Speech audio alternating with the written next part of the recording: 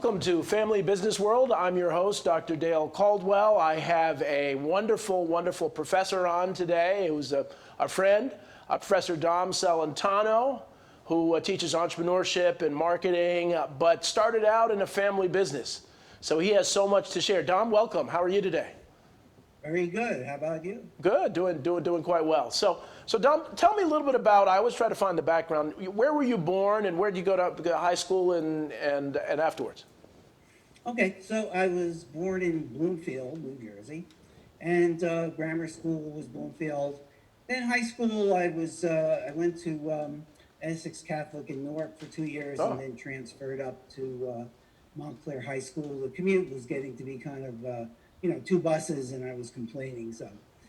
And then from that point, we moved to Montclair, and I went to Montclair State College. Oh, okay. That's sort of my educational track, and then eventually got my MBA at St. Joe's University in Philadelphia. Interesting. Now St. Joe's, I had a guest a while ago. They have a family business program? Yeah, I believe they do. I'm not too familiar with it because I was in the marketing side. Getting my MBA in marketing. Okay, so they may not have had it back then. So then you joined the family business. And so what is a family business and what did they do? We made frozen Italian entrees, basic fare like ravioli and pizza, lasagna, eggplant parmesan, so on and so forth.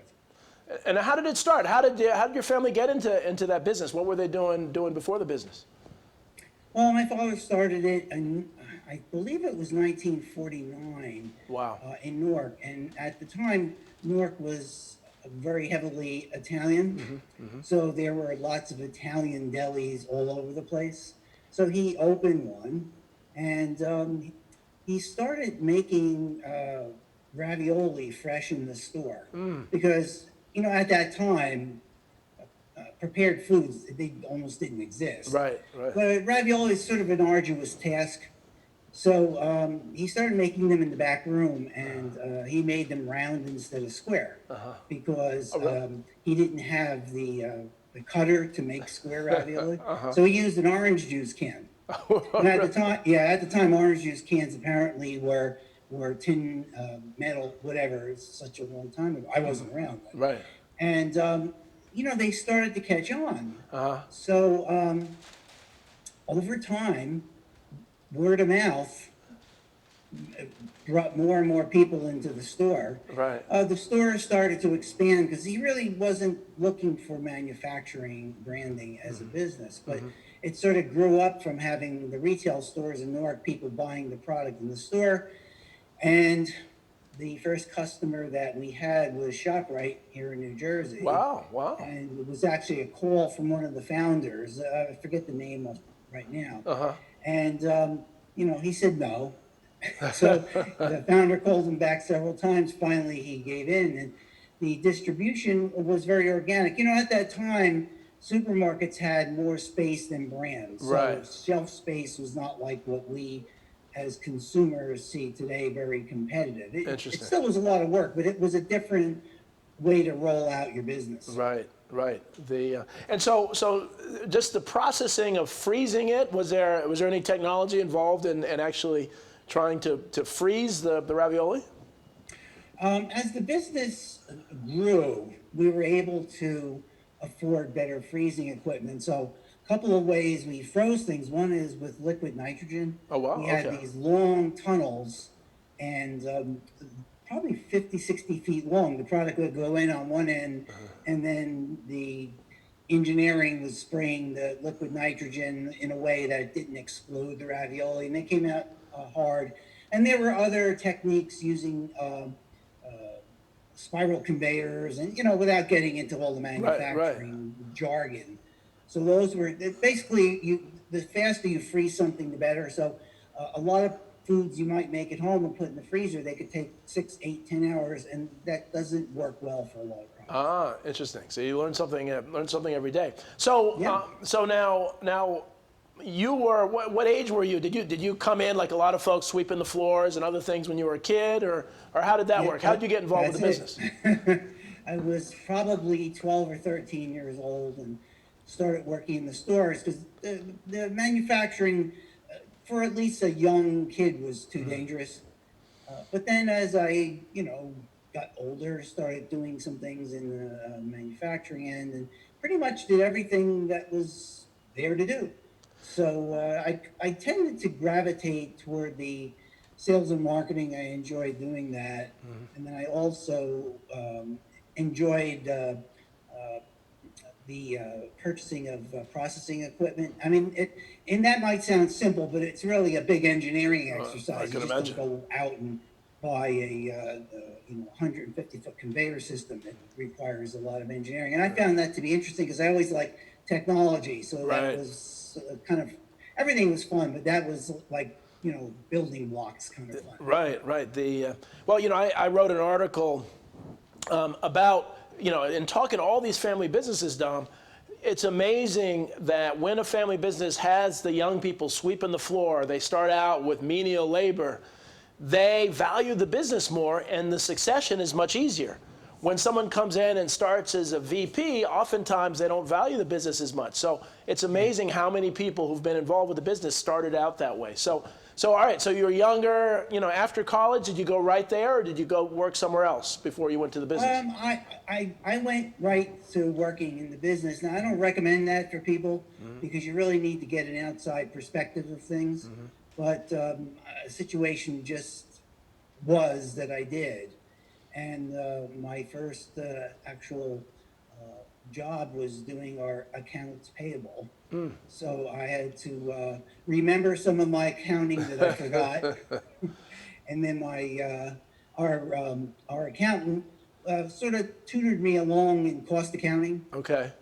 And kind of funny, when I was taking my MBA, they call it managerial accounting. Right, right. Everybody in class was so scared about the course. And I said, oh no, this is, well, then everybody wanted to be on my team. Yeah. Yeah, you had some real world experience that you could apply it. And so then Right. how'd you get into marketing? Did you transition? That's quite a transition. I think it was, I hate to use the term by accident, but I think it just was, I liked being sort of like the outside face of the business. Okay. And so we had, in the food business, your sales representatives can either be in-house or they could be outside, and they're typically called food brokers. Right, right. Or there's a mix. And so we had food brokers because we really couldn't afford to have a whole slew of salespeople. And so I started working with them out in the field. Okay. Where you actually went into the store, checked the shelves. In fact, if you go shopping today, you may see people with a clipboard, or actually now more like an iPad or whatever. Right. And I kind of like that, and it slowly gravitated toward working with our sales team. And as we got bigger, hired people, and so I was managing our small sales force, and the marketing aspect came along when we started needing to think about advertising and spending money with the supermarkets on their internal advertising, so on and so forth. So this was all pre-social media and Right. primarily digital. Today, if I was doing that, I would really have a blast because the tools are just so prolific today. Right. You just do so much. It's really a different world. So did you have commercials? Did you work on commercials for the business or? Yeah, we had TV commercials. We had print media. Right, right. In retrospect, I wish I knew more about marketing than I did then. I probably would have done some things differently. Of course, the limitation then was really newspaper, magazine, radio, Right. TV commercials. That was it. You didn't have all of the digital aspect of it, which I tell my students in my digital marketing class about, pre-digital, what it was like, and they kind of get a laugh at it. A laugh at exactly. So now, how many employees at its peak? How many employees did Celentano have? It was about 100, varied a little bit. Wow, that's and kind of gross revenue in the We neighborhood. were, no, I always tell my students it sounds like a lot. It was around $30 million. Nice. But, competing with, let's say, the Stofers of the world, Right, that right. we we weren't a small business, but in comparison, yeah, we were pretty small. Well, but that's just an amazing thing. I just love these family business stories, and so and the people behind them. So now the business was sold, and so how long? When was this? When was the business sold?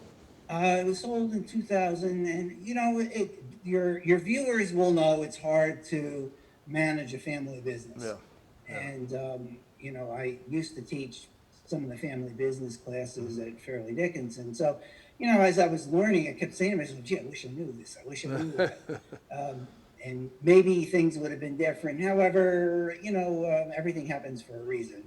Yeah. So I decided to do some consulting, and then I wanted to go back to school because I had a friend who was teaching part-time and went a few times, and I thought, well, this would be a lot of fun.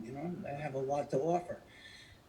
So my first position was working at Fairleigh Dickinson, and from that point on, I embraced teaching more and more to the point where I was brought on full-time in 2015. Wow, and you're great, and we'll get some to that. So now, why was the business sold? Was it really kind of family disagreement? Family. Was it just simple as that? Right. I mean, when I say simple as that, it's a complex. Right. If you had to draw a picture of a family business, it really is family business ownership in a Venn diagram overlapping. It's really hard. People who are family businesses over multiple generations, I give them a lot of credit for managing through the difficulties. Yeah, it's and how many family members were there and involved in the family business? Fortunately, and when I say fortunately, extended family gets to be difficult to manage. It was really myself, my father, and then my mother later on. Okay. So that part of it was less taxing, but still, it just got to the point where it wasn't. It's beyond. And so, all right, so now you're teaching at Fairleigh Dickinson, and you've really been, for the audience, you've been my mentor as you handed over the family business management class, which I really loved teaching. And so, so now what have you taught? So is it marketing and entrepreneurship, anything else? Primarily marketing classes, retail marketing at other schools where I was adjuncting, entrepreneurship classes at Fairleigh Dickinson. I've taught the principles of marketing. I've taught organizational behavior a little bit. I'm in the digital marketing program. We have our fully online MS in digital marketing. Got to plug the products for the school. Right. And I teach marketing communications. And the MBA classes, they introduce entrepreneurship more in a corporate aspect, which you and I have talked about. And maybe you may want to talk a little bit about your e-mindset videos we did for my class. So, a pretty broad aspect. If you're in a family business, you're multidisciplinary. So a lot of people wonder, well, how can you teach entrepreneurship and then teach marketing? Well, because I did both. Right. Well, we did it all, and again, you really are a great professor, and you take it very seriously. But you're also really more than just about any other professor I know, more adept at the technology, on how to integrate the technology, how to use the technology. You really have a love for technology. So we're going to take in a second or so, we're going to take a commercial break. We're going to come back with Professor Dom Celentano from Fairleigh Dickinson University, the Entrepreneurship and Marketing Program.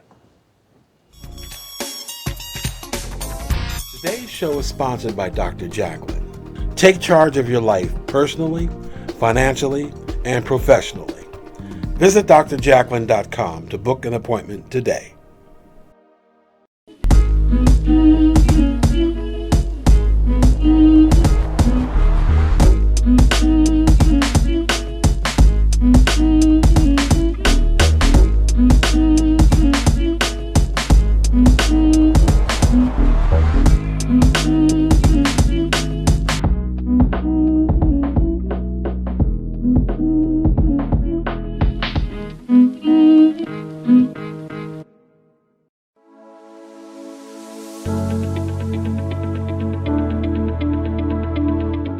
The session that we had with BCAT was really entertaining and enlightening. We were able to put together some very specific steps that we as individuals can take, and it was really fun to all come together and see sort of where we're going as a team and how we can all get there together.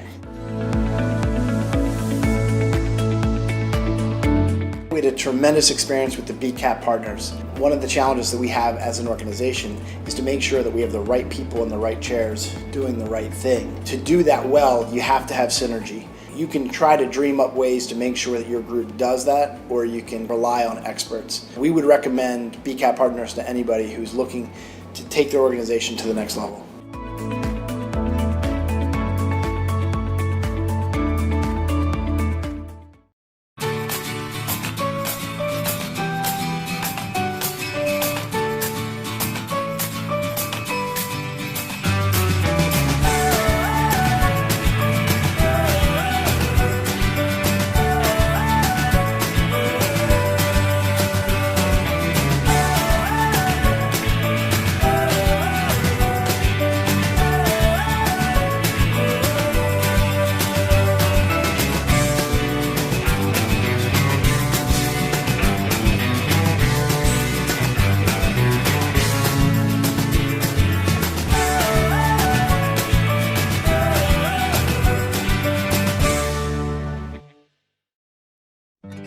I want to be a contender. I want a warm belly to sleep on. A big house. How do I look? Do I look good? I want to play hard. My nails done once a month. I want I want a home. I just want a home. I want someone to love. Last year, more than 30,000 companion animals came to us without homes. 20,000 of them were felines. Let's make some homes together. Hello everyone, I'm Mark Iorio. I'm the host of Rainmakers Roundup right here on RVN TV. The show is about looking for people who are in competitive businesses that are doing something different and unique in the world of sales and marketing. Join me right here on Rainmakers Roundup on Wednesday mornings at 9 a.m. and then again on Thursday evenings at 6:30 p.m. right here on RVN TV. Today,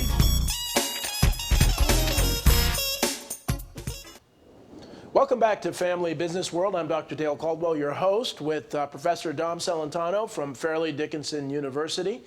We were just talking about teaching, being a professor of entrepreneurship and marketing. The thing we have to begin talking about is the pre and post-COVID teaching at a university. Dom, what are some of the things that have stuck with you as we transition during this pandemic? Well, I was fortunate enough to teach the marketing communication class in our MS in digital marketing. Now that's a fully online, asynchronous, meaning you don't do video like this. Right. And so we all had to go through a training process of instructional design. And I kind of won't bore you with all the technical details, but our instructional designer sort of became like my mentor, and I really I wanted to learn everything I could about designing, a course that's heavily dependent on the technology, outcome-based, etc. So I incorporated some of those things into all of my face-to-face classes. For example, the use of video. You've seen the use of discussion boards in my classes to be engaging students when we're not in class.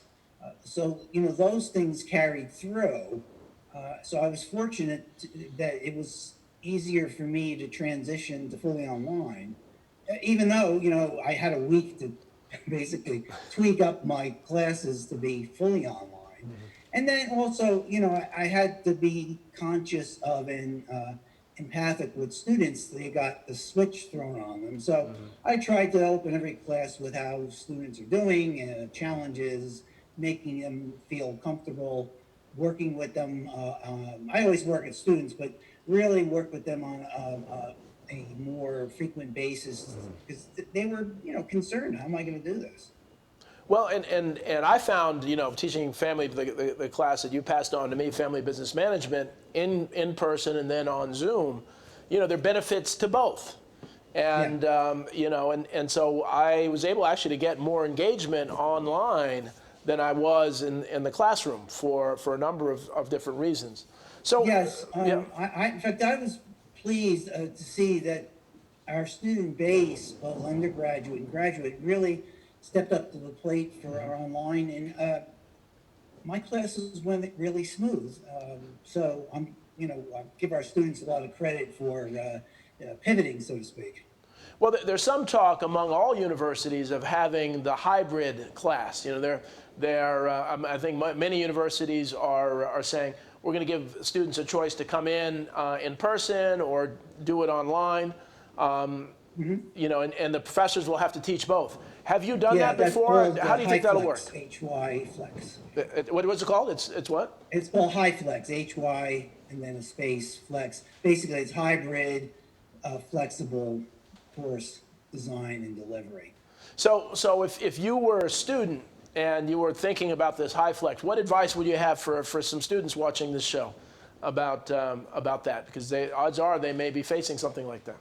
Yeah, I think for students, it gives, particularly in the immediate post-COVID, gives them sort of a comfort level of if they're concerned about being on campus, they can sort of start off in the flex mode with the video.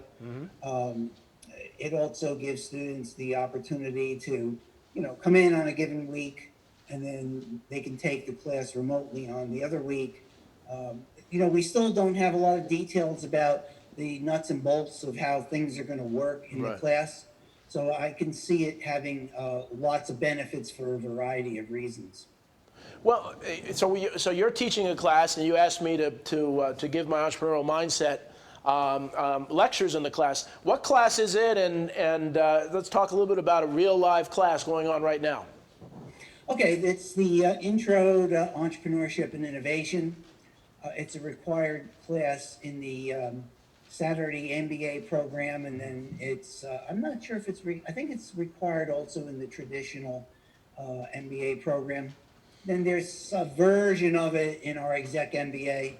So, it's, people get, and we've talked about this, anytime a course has an ENTR designation, they immediately think, oh, they're going to teach me how to start a business. Right.